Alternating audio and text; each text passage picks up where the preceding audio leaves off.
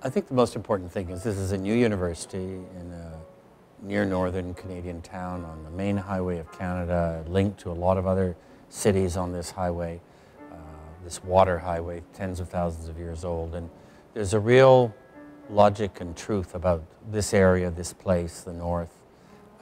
Don't be tempted into thinking that it all lies somewhere to the south of here. That's a civilization in many ways in crisis. And a lot of the ideas which are true to here, whether they're Aboriginal or Northern experiences, I think are becoming more and more relevant. And there's every reason for graduates here to be here, to not stay here, to want to be here, because this is a place where a lot of new things can be invented, new approaches, whether it's to do with the environment or citizenship or new approaches towards industry or new approaches towards a different kind of Canadians living together. It's a very exciting time to be in the near north. You know, I think it's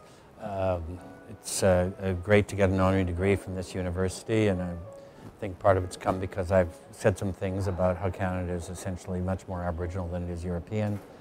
You know, as a writer, the things you're proudest of are the new ideas you've put out.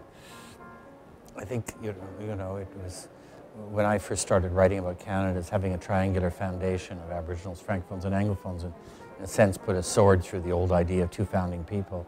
And everybody took it up. That was a big moment for me when in a fair country I said, you know, we're a Métis people, and people immediately started taking it up. That was a way, I think it was, what a writer can do is to create language which people think is true about themselves, which they know is true about themselves, but the writer creates the language. That's what we do. Well, when I was offered this honorary degree, the first thing I thought to myself was, this is a university which has dedicated itself in part to being true to the North and to being a place that brings Aboriginals and Aboriginal culture and language together with the non-Aboriginal, with the Francophone, Anglophone. And I think that's a very exciting thing about this university. I mean, last night there was a gathering around Aboriginal education, and you saw something you wouldn't have seen 25 years ago, which was the whole non-Aboriginal leadership of North Bay coming out with the Aboriginal leadership to celebrate, and the academics, to celebrate the importance of Aboriginal education. So what that tells you is that this university and this town and this area are somewhere, or could be somewhere, on, let's call it the cutting edge of putting back together again the original deal, the original agreement that stood for several centuries, from 1600 on until somewhere in the second half of the 19th century, the original deal that put Aboriginals and Francophones and Anglophones together as partners. You know, that all summarized by that simple question and answer: who are the treaty people? We are the treaty people.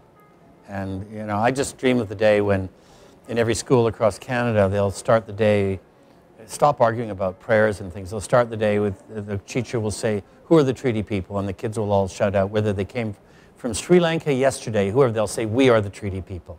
That'll be a great moment for Canada. And I think this university will have played a role in that.